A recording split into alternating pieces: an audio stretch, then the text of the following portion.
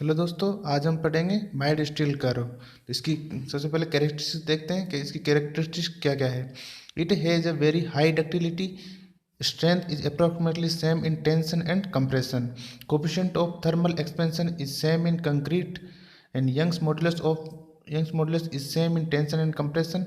It has a good weldability and is less costly, मतलब इसकी ductility सबसे ज़्यादा होती है, स्ट्रेंथ इसकी कंप्रेशन और टेंशन में बराबर सी होती है, और कोफिशिएंट ऑफ थर्मल एक्सपेंशन इसका 12 इंटू 10⁻⁶ पर डिग्री सेल्सियस होता है, और यंग्स मॉडुलस इसका कंप्रेशन और टेंशन में 2.1 इंटू 10⁵ मेगा पास्कल होता है, और इसकी वेल्डेबल इजीली वेल्ड हो जाता है, और ये लेस कॉस्टली होता है। अब इसका स्ट्रेस स्ट्रेन डायग्राम कैसे बनता है, यहाँ पे जैसे ये माइल्ड स्टील का स्ट्रेस स्ट्रेन डायग्राम है, तो यहाँ 0 to O तक अपना प्रोपोर्शनल लिमिट, ए पॉइंट प्रोपोर्शनल लिमिट होगा, यहाँ तक आपका हुक्स लॉ वैलिड होता है। बी पॉइंट यहाँ पे आपका इलास्टिक लिमिट होगा, यहाँ पर अगर आपकी लोडिंग, अगर आप किसी भी बॉडी पे लोड लगा रहे हो उस टाइम पे आपका अगर उसमें बॉडी में शेप में चेंज आ जाता है, अगर शेप में चेंज आ जाता है, और अगर आप उस अनलोडिंग करते हो उस कंडीशन में आपकी बॉडी वापस अपनी शेप को रिगेन कर लेती है। इसको इलास्टिक लिमिट बोलते हैं। सी आपका अपर यील्ड पॉइंट, सी डेस आपका अपर यील्ड पॉइंट, सी आपका लोअर यील्ड पॉइंट, और सी डी यहाँ पे आपका यील्ड प्लेट्यू होता है। यहाँ पे बिना बिना बिना लोड लगाए स्ट्रक्चर स्ट्रेन वेरी करता है। और डी ई यहाँ पे स्ट्रेन हार्डनिंग रीजन होता है, यहाँ पर लोड अप्लाई करते हैं तो उसमें रेजिस्ट अप्लाई करता जाता है। ई आपका सबसे हाईली रेजिस्टेंट पॉइंट होता है। उसके बाद ई एफ आपका स्ट्रेन सॉफ्टनिंग रीजन होता है, मतलब आपकी लोडिंग धीरे धीरे कम होती जाती, स्ट्रेन ज़्यादा बढ़ता जाता है। और एफ आपका फ्रैक्चर पॉइंट होता है। अब इसको आपको एक इंस्ट्रूमेंट, एक अपने टेस्ट करने के लिए यूनिवर्सल टेस्टिंग मशीन में अप्लाई करते हैं, तो उसमें आपकी स्टील की इस तरह की शेप होती है। तो उस कंडीशन में आपको the standard result was plotted for standard specimen having gauge length L naught is equal to 2 inch and gauge distance D naught 0.5 inch by ASTM, American society for testing of material on a universal testing machine. The test was performed through gradual one-dimensional load. Universal testing machine can be used for tension test, compression test, bending test and shear test. अब इसको एक एक point को देखते हैं। एक है यहाँ पे, it is called proportional limit, the curve OA is linear and Hooke's law is valid up to this limit. Point B, it is called elastic limit. After unloading within point B, the entire strain can be released and the specimen will regain its original dimension. Point C dash and C. Point C dash is called upper yield point and point C is called lower yield point. The fall of stress from C dash to C is due to slipping of carbon atom in the molecule structure. Since mild steel is the molecular structure of steel, since mild steel is the example of low carbon steel, therefore the maximum number of voids between the spherical iron is unoccupied. Hence carbon slips from one void to another voids. ठीक है। अब point C D, it is called as yield plateau.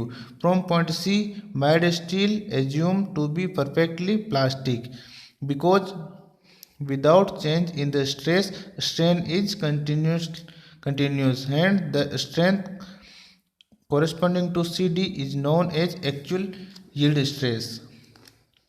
And region DE, it is called as strain hardening region. In this region, due to randomness disorientation at the molecule level, the molecule structure of steel changes, hence the movement of the atom gets resistance, therefore the strength of the specimen increased. Point E, it is called the ultimate point, and the specimen corresponding to it is known as ultimate stress. It represents the maximum stress on strain stress diagram. ये वो maximum point होता है जहाँ पर आपका steel आपका stress लेता है। Point E F, it is called as necking region या strain softening region. In this region due to rapid decrease in cross section at certain point on the specimen, the strength of the specimen also decreases rapidly। अगर आपको ultimate point के आगे भी आप इसको load apply करते जाते हो तो उस कंडीशन में आपका वो ज़्यादा यील्ड हो जाती है और उसमें नेकिंग हो जाती है और आपका शेप आपकी उसकी डिक्रीज होती चली जाती है। पॉइंट एफ है आपका फ्रैक्चर पॉइंट है। The fracture strength depends on the percentage of carbon atom at higher percentage of carbon the fracture strength is lower, however its strength is higher. ये आपकी फ्रैक्चर पॉइंट वो होता है जहाँ पे आपके कार्बन के ऊपर डिपेंड करता है। यदि आपकी कार्बन ज़्यादा है तो उस कंडीशन में आपकी फ्रैक्चर पॉइंट, उस कंडीशन में आपका फ्रैक्चर लोअर होगा, और अगर आपका कार्बन कम है तो उस कंडीशन में आपकी डक्टिलिटी ज़्यादा होगी तो स्ट्रेंथ ज़्यादा होगी, स्ट्रेंथ कम होगी। यदि आपकी कार्बन ज़्यादा होगी तो आपकी कंप्रेसिव स्ट्रेंथ ज़्यादा होगी। All the grades of steel will have approximately same Young's modulus, therefore the slope of initial stress strain diagram will be same for all the grades of steel. Ductile material are those which has very large plastic strain before the fracture. A brittle material are those which has very small plastic strain before the fracture। मतलब कि ductile material वो material होते हैं जो जैसे मान लो load apply करते हैं तो उस कंडीशन में यदि वो फेलियर होने की कंडीशन में वो बहुत ज़्यादा डिफॉर्म हो जाते हैं तो उस कंडीशन में वो फ्रैक्चर से पहले वार्निंग दे देता है, और ब्रिटल मटेरियल एकदम सडनली फ्रैक्चर हो जाता है।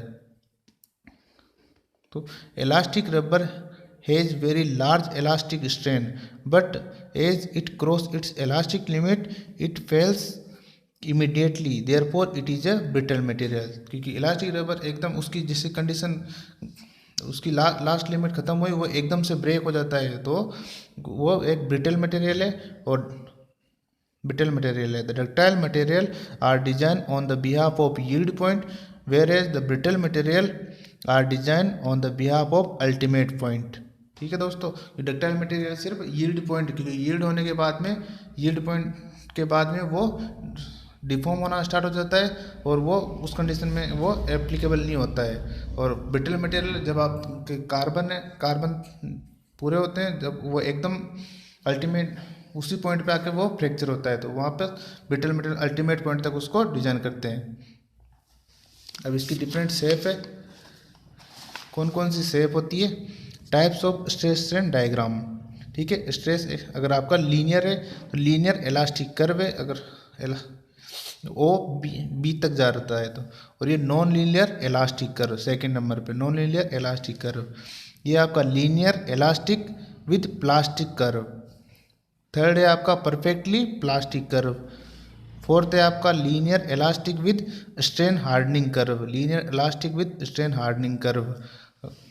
फाइनली आपका परफेक्टली रिजिड कर्व। ओके दोस्तों।